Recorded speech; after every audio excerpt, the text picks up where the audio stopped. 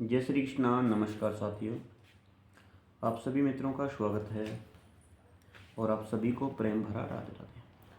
आइए साथियों, हम प्रवेश करें भागवत जी में। आप नित्य प्रति भागवत जी को श्रवणपान कर रहे हैं। आज भागवत जी के हम प्रथम स्कंद के 14वें अध्याय में प्रवेश करेंगे, 14वें अध्याय को सुनेंगे। तो सबसे पहले भगवान श्री कृष्ण को प्रणाम करें, नमस्कार करें और सुखदेव जी महाराज जी को प्रणाम करें। हरिः ओं माधेयं सदा परिभुग्नमविष्टदोहं तीर्थास्पदं शिवविरिञ्चनुतं शरण्यं भृत्यार्तिहं प्रणतपालभवाभिपोतं वन्दे महापुरुषते चरणारविन्दं वन्दे महापुरुषते चरणारविन्दम्। कृष्णाय वासुदेवाय देवकी नन्दनाय च नन्दगोपकुमाराय श्रीगोविन्दाय नमो नमः। यं प्रव्रजन्तमनुपेतमपेतकृत्यं द्वैपायनो विरहकातर्याजुहाव पुत्रेति तन्मयतया तर्वोऽभिनेदुस्तं सर्वभूतहृदयं मुनिमानतोऽस्मि। श्रीशुकदेवाय नमः। व्यासपुत्राय नमः। बोली श्रीमद्भागवत महापुराण की जय। जय जय श्री राधे। आइए साथियों, हम 14वें अध्याय में देखें कि आज कौन सी कथा इसमें दी गई है। अपशकुन देखकर महाराज युधिष्ठिर का शंका करना और अर्जुन का द्वारका से लौटना। सूत उवाच। आइए पहले श्लोक को हम श्रवण करें। संप्रस्थिते द्वारिकायां जिष्णौ बन्धुदिदृक्षया ज्ञातुश्च पुण्यश्लोकस्य कृष्णस्य च विचेष्टितम्। सूत जी कहते हैं कि कृष्ण से स्वजनों से मिलना और पुण्य श्लोक भगवान श्री कृष्ण अब क्या करना चाहते हैं, यह जानने के लिए अर्जुन द्वारका गए हुए हैं। कई महीने बीत जाने पर अर्जुन वहां से लौटकर नहीं आए। धर्मराज युधिष्ठिर को बड़े भयंकर अपशकुन दिखने लगे। उन्होंने देखा काल की गति बड़ी विकट हो गई है। जिस समय जो ऋतु होनी चाहिए उस समय वह ऋतु नहीं है और उनकी क्रियाएं भी उल्टी हुई ही होती हैं। लोग बड़े क्रोधी, लोभी और असत्य पारायण हो गए हैं। अपने जीवन निर्वाह के लिए लोग पापपूर्ण व्यवहार करने लगे हैं। सारा व्यवहार कपट से भरा हुआ होता है। यहाँ तक कि मित्रता में भी छल मिलता रहता है। पिता माता, सगे संबंधी, भाई और पति पत्नी में भी झगड़ा रहने लगा है और कलिकाल के आ जाने से लोगों का स्वभाव भी लोभ, दंभ और अधर्म से अभिभूत हो गया है। प्रकृति में भी अत्यंत अरिष्ट सूचक अपशकुन होने लगे हैं। ये सब देखकर युधिष्ठिर ने अपने छोटे भाई भीम से कहा कि भीमसेन, अर्जुन को हमने द्वारका इसलिए भेजा था कि वह वहां जाकर के पुण्य श्लोक भगवान कृष्ण क्या कर रहे हैं इसका पता लगा आएं और सब संबंधियों से मिल भी आएं। तब से 7 महीने बीत गए किंतु तुम्हारे छोटे भाई अब तक नहीं लौट रहे हैं। मैं ठीक यही नहीं समझ पाता हूँ कि उनके न आने का क्या कारण है। कहीं देवर्षि नारद के द्वारा बतलाया हुआ समय तो नहीं आ गया जिसमें भगवान श्री कृष्ण अपनी लीला विग्रह का संवरण करना चाहते हैं। उन्हीं भगवान की कृपा से हमें यह संपत्ति, राज्य, स्त्री, प्राण, कुल, संतान, शत्रुओं पर विजय और स्वर्ग आदि लोगों का अधिकार प्राप्त हुआ है। भीमसेन, तुम तो मनुष्य में व्याघ्र के समान बलवान हो। देखो तो सही, आकाश में उल्कापात आदि, पृथ्वी में भूकंप आदि, शरीर में रोग आदि कितने भयंकर अपशकुन हो रहे हैं। इसमें इस बात की सूचना मिलती है शीघ्र ही हमारी बुद्धि को मोह में डालने वाला कोई उत्पात होने वाला है। प्यारे भीमसेन, मेरी बाईं हाथ, जांग, आंख और भुजा बार बार फड़क रही है। हृदय जोर से धड़क रहा है। अवश्य कुछ अनिष्ट होने वाला है। देखो, यह स्यारिन कोई अनिष्ट होने वाला है। उदय होते हुए सूर्य की ओर मुंह करके रो रही है। अरे मुंह, उसके मुंह से तो आग भी निकल रही है। ये कुत्ता बिल्कुल निर्भय सा होकर के मेरी ओर देख रहा है, चिल्ला रहा है, भीमसेन गो अच्छे पशु अपने बाएं करके जाते हैं और गधे अच्छे पशु मुझे अपने बाएं करके जाते हैं, और गधे आदि बुरे पशु मुझे अपने दाहिने कर देते हैं। मेरे घोड़े आदि वाहन मुझे रोते हुए दिखाई देते हैं। ये मृत्यु का दूत पेड़की उल्लू और उसका प्रतिपक्षी कौवा रात को अपने कर्ण कठोर शब्दों से मेरे मन को कपाते हुए विश्व को सुना रहा है, सूना कर देना चाहते हैं। दिशाएं धुंधली हो गई हैं, सूर्य चंद्रमा चारों ओर बार बार मंडल मंडल बैठते हैं और ये पृथ्वी पहाड़ों के साथ में कांप उठती है।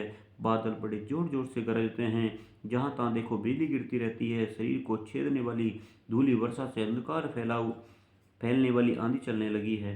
बादल बड़ा डरावना दृश्य उपस्थित करके सब ओर खून बरसाते हैं। देखो सूर्य की प्रभा मंद पड़ रही है, आकाश में ग्रह परस्पर टकरा रहे हैं। भूतों की घनी भीड़ में पृथ्वी और अंतरिक्ष में आग सी लगी हुई है। नदी नद तालाब लोगों के मन क्षुब्ध हो रहे हैं। घी से आग नहीं जलती है, भयंकर काल ना जाने क्या करेगा।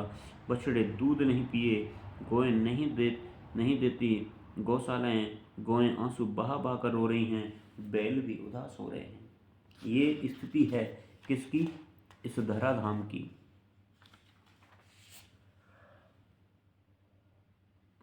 ऐसा युधिष्ठिर बता रहे हैं कि देवताओं की मूर्तियां रोज सी रही हैं, उनमें भी पसीना चूने लगता है, वे हिलती डोलती भी हैं। भाई ये देश, गांव, शहर, बगीचे, खाने और आश्रम ही स्त्रीहीन आनंद रहित हो गए हैं।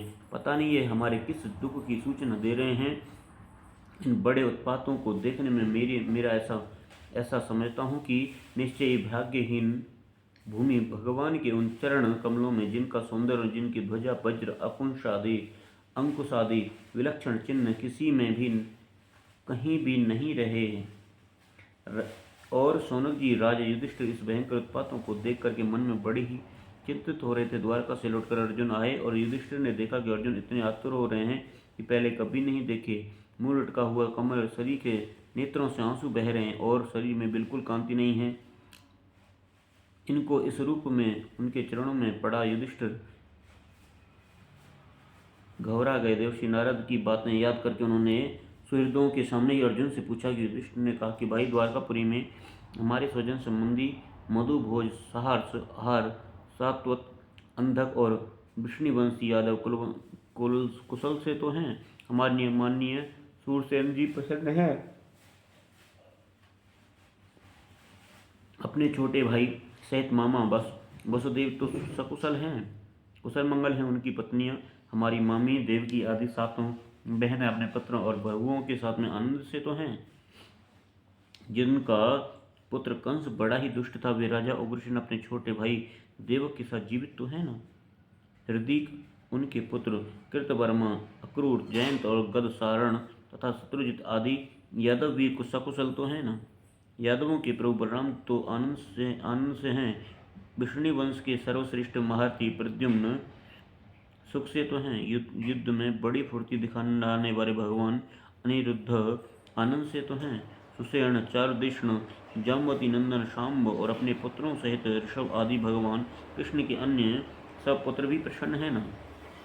भगवान श्री कृष्ण के सेवक श्रुतदेव, उद्धव आदि दूसरे, सुनंदन, नंद आदि प्रधान यदुवंशी तो भगवान श्री कृष्ण और बलराम के बाहुबल से सुरक्षित हैं। सब के सब सकुशल हैं ना। हमसे अत्यंत प्रेम करने वाले वे लोग कभी हमारा कुशल मंगल भी पूछते हैं। भक्त वत्सल ब्राह्मण भक्त भगवान श्री कृष्ण अपने स्वजनों के साथ द्वारका की सुधर्मा शोभा में सुखपूर्वक विराजते हैं ना। वे आदि पुरुष बलराम जी के साथ संसार के परम मंगल और परम कल्याण और उन्नति के लिए यदुवंश रूप क्षीर सागर में विराजमान हैं। उन्हीं के बाहुबल से सुरक्षित द्वारकापुरी में यदुवंश लोग सारे संसार के द्वारा सम्मानित होकर के बड़े आनंद से भगवान विष्णु के पार्षदों के समान विहार कर रहे हैं। सत्यभामा, 16 रानियां प्रधान रूप से उनके चरण कमलों की सेवा कर रही हैं व्रत रह करके उनके द्वारा युद्ध में इंद्रादि देवताओं को भी हराकर इंद्राणी के भोग्य और उन्हीं के अभीष्ट परिजाति वस्तुओं का उपभोग करती हैं। यदुवंश वीर कृष्ण बाहुदंड के प्रभाव से सुरक्षित रहकर निर्भय रहते हैं और बलपूर्वक लाई हुई बड़े बड़े देवताओं के बैठने युक्त सुधर्मा सभा को अपने चरणों में आक्रांत करते हैं। भाई अर्जुन, ये भी तो बताओ कि तुम स्वयं तो कुशल से हो ना, मुझे तुम श्रीहीन ही दिख रहे हो। वहाँ बहुत दिनों तक रहे, कहीं तुम्हारे सम्मान में तो कोई कमी तो नहीं रही?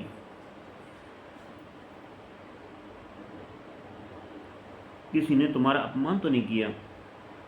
किसी ने दुर्भाग्यपूर्ण अपशब्द आदि तुम्हारा चित्त तो नहीं दुखाया? अथवा किसी आशा से तुम्हारे पास आए हुए याचकों को उनकी मांगी हुई वस्तु अथवा अपनी ओर से देने की प्रतिज्ञा करके तुम नहीं दे सके?